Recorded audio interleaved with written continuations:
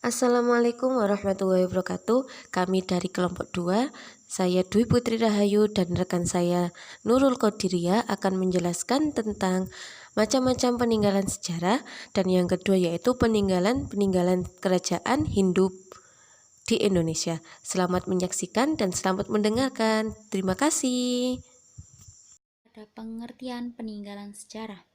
Peninggalan sejarah merupakan segala bentuk bukti dari masa lalu yang bisa digunakan untuk melihat atau mendapatkan gambaran mengenai peristiwa yang terjadi pada masa lampau melalui peninggalan-peninggalan sejarah yang ditemukan. Peninggalan sejarah dapat berupa adat, alat, benda, tulisan, maupun bangunan.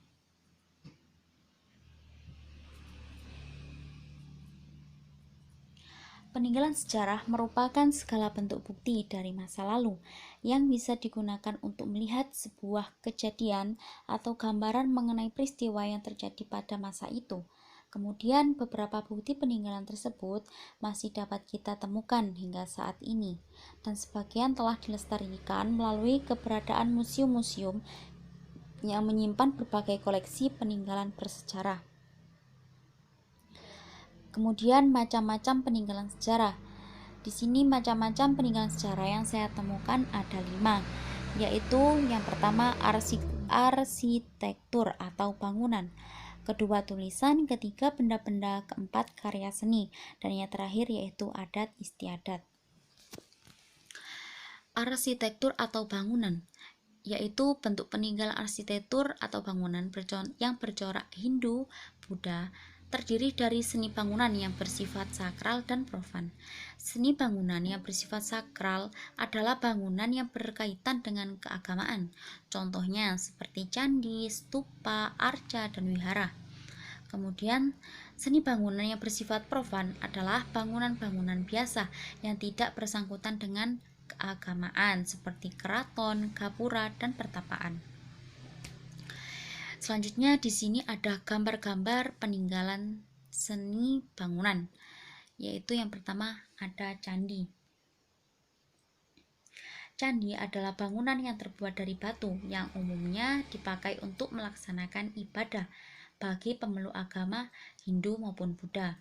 Kemudian, fungsi bangunan candi yaitu untuk memuliakan raja yang sudah meninggal dunia. Kemudian di situ gambar kedua adalah gambar benteng. Benteng merupakan peninggalan bersejarah di Indonesia yang difungsikan sebagai bangunan yang berguna untuk mempertahankan diri dari serangan lawan pada masa peperangan. Kemudian yang ketiga yaitu masjid. Masjid yaitu tempat beribadah untuk umat Islam. Masjid mulai dikenal ketika ajaran Islam masuk ke Indonesia. Adanya masjid, peninggalan sejarah menunjukkan pengaruh Islam itu telah ada mulai sejak zaman dahulu. Kemudian contoh masjid yang merupakan peninggalan sejarah yaitu ada Masjid Raya Baitussalam di Aceh, kemudian Masjid Raya Banten, serta Masjid Agung Demak. Kemudian gambar keempat yaitu ada gambar monumen atau tugu.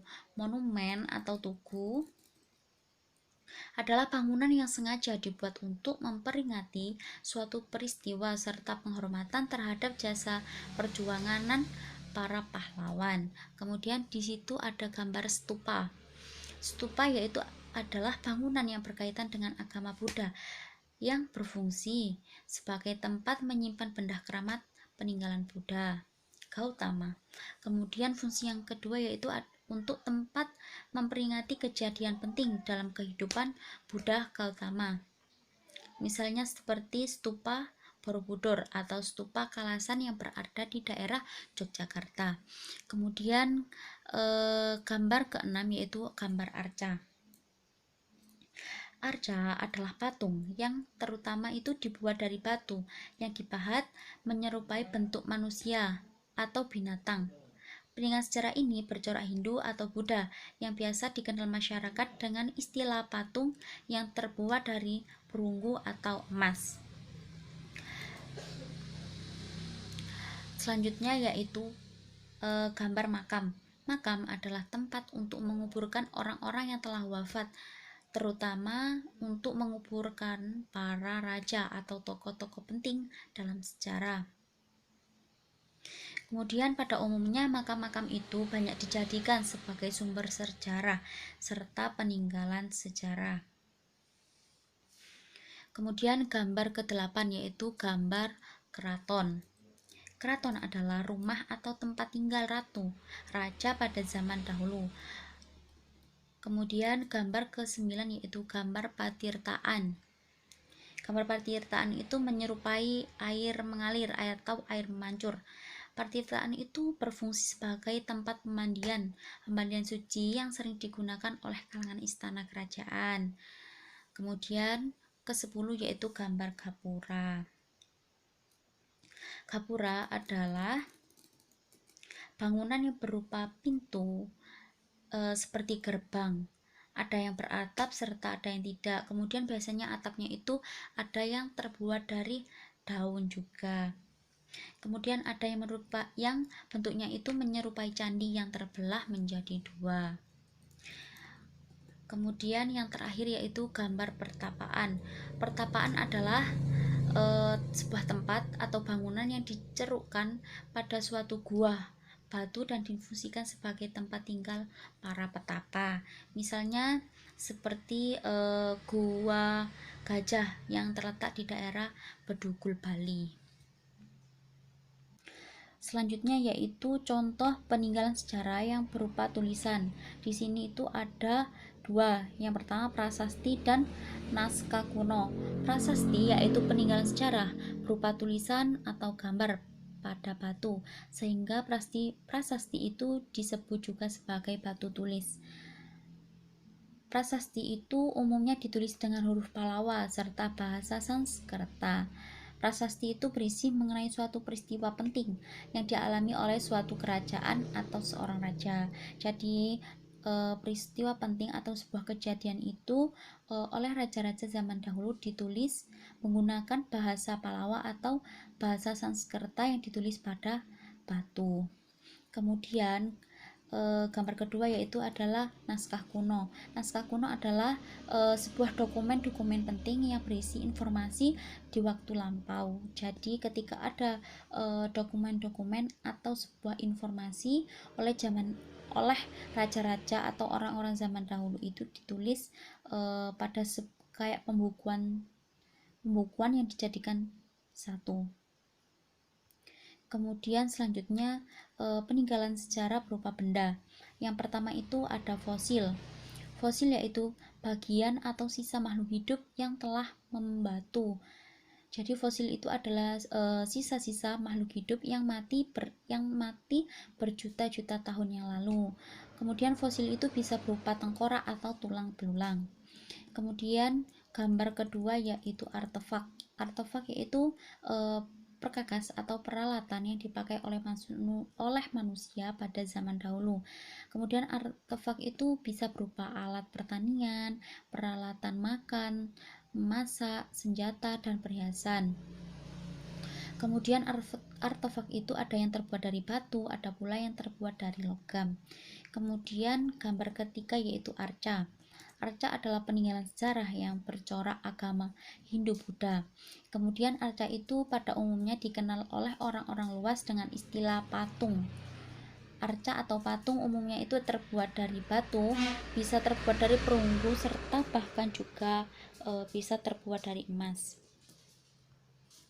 Selanjutnya yaitu karya seni. Jadi peninggalan sejarah berupa karya seni itu contohnya seperti tarian tradisional. Jadi tarian tradisional itu merupakan tarian peninggalan pada zaman dahulu atau orang-orang zaman dahulu yang hingga saat ini itu masih ada. Karena pada zaman dahulu tarian itu sering ditampilkan saat upacara adat, untuk menyambut tamu, juga bisa sebagai hiburan. Contoh seperti tarian tradisional diantaranya itu tari gambyong dari Jawa Tengah serta tari saudati dari Aceh, dan masih banyak lagi. Kemudian kedua yaitu ada dongeng atau cerita rakyat. Jadi dongeng atau cerita rakyat itu cerita yang disampaikan secara turun-temurun. Kemudian cerita rakyat ini juga tidak jelas siapa pengarangnya. Cerita rakyat ada yang merupakan cerita nyata, tetapi ada juga yang hanya karangan manusia. Misalnya yaitu seperti cerita Maling Gundang dari Sumatera Barat, serta Tangkuban Perahu dari Jawa Barat. Kemudian di sisi lain, cerita rakyat ini juga memiliki kandungan hikmah atau pelajaran yang bisa diambil oleh banyak orang. Kemudian gambar ketiga yaitu tembang. Tembang yaitu lagu, sebuah lagu daerah seperti contohnya seperti Lir Ilir dari Jawa Tengah dan lain sebagainya, masih banyak ya. Kemudian ada yang terakhir yaitu adat istiadat. Adat istiadat itu berhubungan dengan kepercayaan orang-orang. Adat istiadat adalah tradisi kepercayaan yang dilakukan suatu masyarakat secara turun-temurun, yang termasuk adat istiadat yaitu seperti upacara adat. Contohnya yaitu seperti upacara adat yang masih dilakukan oleh orang Bali, seperti upacara ngaben, kemudian upacara pernikahan, dan lain-lain. Tadi kita belajar tentang peninggalan-peninggalan sejarah, selanjutnya kita akan belajar tentang peninggalan-peninggalan kerajaan Hindu. Yang pertama, peninggalan kerajaan Kutai. Peninggalan kerajaan Kutai itu yang bercorak Hindu, ada 7 buah yupa yang dibangun atas perintah Raja Mulawarman. Pada salah satu yupa terdapat prasasti. Nah, pada prasasti tersebut menjelaskan tentang silsilah keluarga kerajaan, yang selanjutnya kehidupan sosial kerajaan Kutai pada masa itu, kemudian menjelaskan tentang agama Hindu yang berkembang pada masa itu, dan kehidupan ekonomi kerajaan Kutai. Yang selanjutnya yaitu kerajaan Tarumanagara. Peninggalan kerajaan Tarumanagara sebagian besar berupa prasasti. Prasasti tersebut antara lain prasasti Citarum, prasasti Kebun Kopi, prasasti Tugu, prasasti Lebak, prasasti Muara Cianten, dan prasasti Pasair Awi. Nah, apa sih prasasti Citarum itu? Prasasti Citarum ditemukan di dekat Sungai Citarum. Ditemukannya prasasti yang dipahat pada batu. Pada prasasti tersebut terdapat gambar sepasang telapak kaki Raja Purnawarman. Nah, sepasang kaki raja tersebut diibaratkan adalah sepasang kaki telapak dewa. Yang selanjutnya prasasti Kebun Kopi. Prasasti Kebun Kopi terdapat di Kampung Muara Hilir, Kecamatan Cibung Bulang, Bogor. Pada prasasti ini ada pahatan gambar tapak kaki gajah yang disamakan dengan tapak kaki gajah Airawata. Prasasti Kebun Kopi ini juga disebut dengan prasasti tapak gajah. Yang selanjutnya prasasti Jambu. Kenapa dinamakan prasasti Jambu? Karena ditemukannya di kebun jambu Bukit Kelongkok, kira-kira 30 km sebelah barat Bogor. Nah, selanjutnya yaitu prasasti Tugu. Prasasti Tugu ditemukan di Desa Tugu, Cilincing, Jakarta. Prasasti ini diberi nama Prasasti Tugu yang menerangkan tentang penggalian saluran Gomati dan Sungai Candrabaga. Yang selanjutnya prasasti Lebak. Prasasti Lebak ditemukan di tepi Sungai Cidanghiang, Kecamatan Muncul, Banten Selatan. Prasasti ini menerangkan tentang keperwiraan, keagungan, dan keberanian Purnawarman sebagai raja dunia. Kemudian selanjutnya prasasti Pasir Awi. Prasasti Pasir Awi ditemukan di daerah Bogor. Prasasti Pasir Awi ditemukan sejak tahun 1867 dan dilaporkan sebagai prasasti Ciampea. Selanjutnya prasasti Muara Cianten. Prasasti Muara Cianten ditemukan di daerah Bogor. Prasasti Muara Cianten dipahatkan pada batu besar dan alami dengan ukuran 2,70 kali 1,40 dengan volume 140 meter kubik. Nah, Yang ketiga yaitu Kerajaan Pajajaran. Setelah runtuhnya Kerajaan Tarumanagara, keadaan Jawa Barat seperti terlihat vakum, tidak ada kegiatan politik. Namun dengan ditemukannya sebuah candi di desa Cangkung dekat Leles yang keberadaannya samar-samar, mengingat kurangnya data untuk mengungkapkannya, para ahli berpendapat selain Kerajaan Tarumanagara terdapat juga kerajaan bernama Pajajaran, namun letaknya belum pasti. Nah, berikut ini peninggalan Kerajaan Pajajaran, yaitu Prasasti Rakyan Juru Pengambat, yang kedua Prasasti Horen, yang ketiga Prasasti Astana Gede, dan yang keempat kelima Kitab Kidung Sundayana dan Kitab Cerita Parahyangan. Prasasti Rakyan Juru Pengambat ditemukan di daerah Bogor menggunakan bahasa Jawa kuno yang isinya pengembalian kekuasaan Raja Pajajaran. Kemudian Prasasti Horen yang menyebutkan bahwa penduduk dari Kampung Horen sering merasa tidak aman karena adanya gangguan dari barat. Musuh yang dimaksud kemungkinan berasal dari Pajajaran. Yang ketiga Prasasti Astana Gede yang terdapat di Kawali menyebutkan perpindahan pusat kerajaan dari Pakwan Pajajaran ke Kawali. Yang keempat, Kitab Kidung Sundayana menceritakan kekalahan pasukan Pajajaran di Bubat Majapahit dan tewasnya Raja Sri Baduka dan putrinya. Yang kelima, Kitab Cerita Parahyangan yang menceritakan penggantian Raja Sri Baduka dan Hayang adalah Yang Wuni Sora. Kerajaan yang keempat yaitu Kerajaan Mataram Kuno. Kerajaan Mataram kuno terletak di Jawa Tengah. Pernah berkembang kerajaan pada masa Hindu, yaitu Hindu dan Buddha, yaitu Kerajaan Mataram Kuno ini. Namanya lebih dikenal dengan Mataram Kuno. Nama Mataram Kuno digunakan untuk menunjuk Kerajaan Mataram pada masa pengaruh Hindu-Buddha. Nah, karena Kerajaan Mataram Kuno ini termasuk kerajaan yang menganut dua agama, namun pada pembahasan kali ini membahas tentang peninggalan